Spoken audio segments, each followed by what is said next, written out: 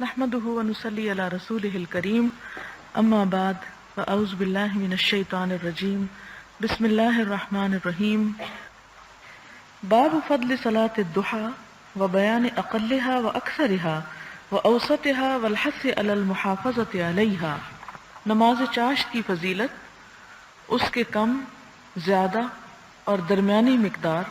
اور اس کی پابندی کرنے پر ابھارنے کا بیان۔ عن ابی ہریرہ رضی اللہ عنہ قال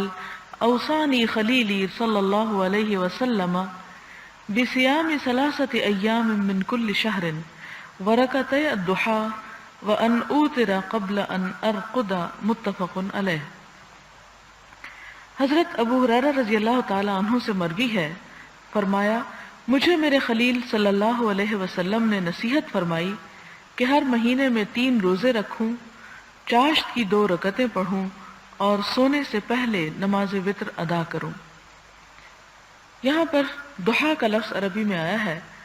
ضحیٰ سورج کے نکلنے کے بعد اس کے بلند ہونے اور اس کے خوب چمک جانے کے وقت کو بولتے ہیں۔ قرآن پاک میں بھی ایک سورت الضحیٰ کے نام سے ہے اور اس کی قسم بھی کھائی گئی ہے۔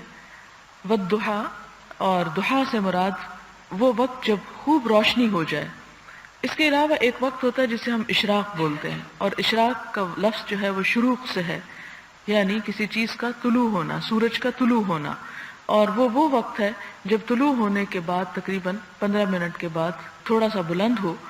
اور اس وقت وہ نماز ادا کی جاتی ہے۔ لیکن چاشت کا وقت جو ہے وہ زوال سے پہلے تک ہے۔ اس میں آپ صلی اللہ علیہ وسلم نے حضرت ابو ہریرہ رضی اللہ تعالی عنہ کو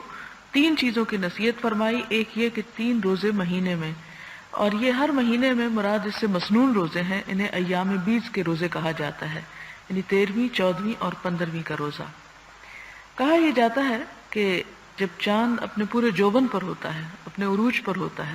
تو اس وقت اس کے اثرات جو ہیں انسانی طبیعتوں پر بھی ہوتے ہیں، اور اب تو یہ ایک سائنٹیفک فیکٹ بن چکا ہے اور سب لوگ اس بات کو جانتے ہیں کہ خاص طور پر آپ نے دیکھا ہوگا کہ سمندر کی لہریں جو ہیں وہ مہینے کی ان 3 راتوں میں زیادہ اونچی ابھر کر آتی ہیں۔ چاند کے اندر بھی پانی ہے، انسانی جسم کے اندر بھی پانی پایا جاتا ہے، تو جب وہ اپنے پورے یعنی فل مون ہوتا ہے، اس وقت اس کی روشنی جو ہے وہ انسان کے اوپر اثر انداز ہوتی ہے۔ اور اس بات کی بھی تحقیق کی گئی کہ مہینے کی کون سی تاریخیں ایسی ہوتی ہیں کہ جب طلاق ریٹ سب سے زیادہ ہوتا ہے، یعنی یہاں تک بھی دیکھا گیا، اور وہ بھی یہی دن سامنے آتے ہیں۔ یعنی اس میں انسان اپنی طبیعت کے اندر ایک جوش، ایک جوبن اور ایک خاص کیفیت پاتا ہے اضطراب یا بے چینی کی، جس کے نتیجے میں انسان کے اوپر اس کے دوسرے احساسات زیادہ غالب ہوتے ہیں۔ تو شاید یہی وجہ تھی کہ خاص طور پر مہینے میں یہ بھی ہو سکتا تھا کہ ایک روزہ شروع میں رکھ لیا جائے، ایک درمیان میں رکھ لیا جائے اور ایک آخر میں رکھ لیا جائے، لیکن آپ صلی اللہ علیہ وسلم نے ان 3 دنوں کے روزے رکھنے کو زیادہ پسندیدہ قرار دیا۔ اگرچہ نفل روزہ کسی وقت بھی رکھا جا سکتا ہے، جیسا کہ آپ صلی اللہ علیہ وسلم سوموار اور جمعرات کے روزے کو پسند کیا کرتے تھے، لیکن خاص طور پر جس کے بارے میں یہاں کہا گیا کہ میں ان چیزوں کو پابندی سے ادا کروں، اگرچہ یہ فرض نہیں ہے، اور وہ 3 روزے جو لگاتار 13ویں، 14ویں اور 15ویں کا ہے، اور چاشت کی 2 رکعتیں، جس سے یہ پتہ چلتا ہے کہ کم از کم 2 رکعت نماز ادا کرنی چاہیے، اور سونے سے پہلے وتر ادا کروں، یعنی اس سے یہ پتہ چلتا ہے کہ وتر ادا کرنے کا ایک وقت عشاء کی نماز کے ساتھ ہی ہے۔ اس کے بعد ہے کہ سونے سے پہلے وتر پڑھنا اس شخص کے لیے مستحب ہے جسے رات کے آخری حصے میں بیدار ہونے کا یقین نہ ہو۔ یہ تفسیر جو ہے امام نووی خود کر رہے ہیں، آپ صلی اللہ علیہ وسلم کے الفاظ نہیں۔ اور اگر یقین ہو تو رات کے آخری حصے میں وتر پڑھنا زیادہ اچھا ہے، یعنی افضل وقت اس کا تہجد کے ساتھ ہے، لیکن اگر کوئی شخص تہجد کے لیے نہ اٹھتا ہو تو وہ رات کے ابتدائی حصے میں وتر پڑھ سکتا ہے۔ اگلی حدیث حضرت ابو ذر رضی اللہ تعالی عنہ سے مروی ہے کہ حضور صلی اللہ علیہ وسلم نے فرمایا، صبح ہی سے تمہارے جسم کے ہر جوڑ کے ذمہ ایک صدقہ ثابت ہو جاتا ہے، پس ہر دفعہ سبحان اللہ کہنا ایک صدقہ ہے، ہر دفعہ الحمدللہ کہنا ایک صدقہ ہے، ہر دفعہ لا الہ الا اللہ کہنا ایک صدقہ ہے، ہر تکبیر ایک صدقہ ہے، نیکی کا حکم دینا بھی ایک صدقہ ہے، برائی سے روکنا بھی ایک صدقہ ہے، اور اس تمام سے 2 رکعتیں کفایت کر جاتی ہیں جو آدمی چاشت کے وقت پڑھتا ہے۔ یعنی انسان ہر روز جب ایک نیا دن اپنی زندگی میں پاتا ہے صحت اور تندرستی اور سلامتی کے ساتھ، کہ اس کو ایک نیا دن زندگی کا عمل کے لیے مل جاتا ہے، تو اس کے اوپر ایک شکرانہ لازم ہوتا ہے۔ وہ شکرانہ کس کس طرح ادا ہو سکتا ہے؟ ذکر کرنے سے، اور جس میں یہاں سبحان اللہ کا ذکر اور الحمدللہ اور لا الہ الا اللہ بتایا گیا۔ اسی طرح اللہ اکبر، ہر تکبیر ایک صدقہ ہے، یعنی اللہ اکبر کہنا صدقہ ہے۔ پھر دوسرے کو اچھی بات بتانا اور بری بات سے روکنا بھی، اور اگر انسان ان میں سے کوئی کام نہ کر سکے، یعنی اس کو ذکر کی بھی مہلت نہیں، یا وہ باہر نکل کر کسی کو کوئی اچھی بات نہیں بتا سکتا، برائی سے نہیں روک سکتا، تو اگر وہ 2 رکعت چاشت پڑھ لیتا ہے تو گویا اس نے اپنے ذمے بہت سی چیزوں کو ادا کر دیا۔ یعنی ان تمام چیزوں کو کفایت کر جانے کا مطلب یہ کہ اس کے ایکول ہو جاتا ہے ایک طرح سے۔ اور 2 رکعت پڑھنے میں ٹائم کتنا لگتا ہے؟ یعنی اگر ہم میں سے ہر شخص صرف یہ دیکھے کہ جب ہم صبح کے وقت تیار ہوتے ہیں، اس تیاری میں اگر انسان صرف چہرہ دھونے کی بجائے یا صرف ہاتھ پاؤں دھونے کی بجائے اگر پراپر وضو کر لے، اور وضو کرنے کے ساتھ جب انسان کپڑے بھی تبدیل کر رہا ہے، تو باہر جانے کے لیے بھی ہم اتنی دیر لگاتے ہیں تیار ہونے کو،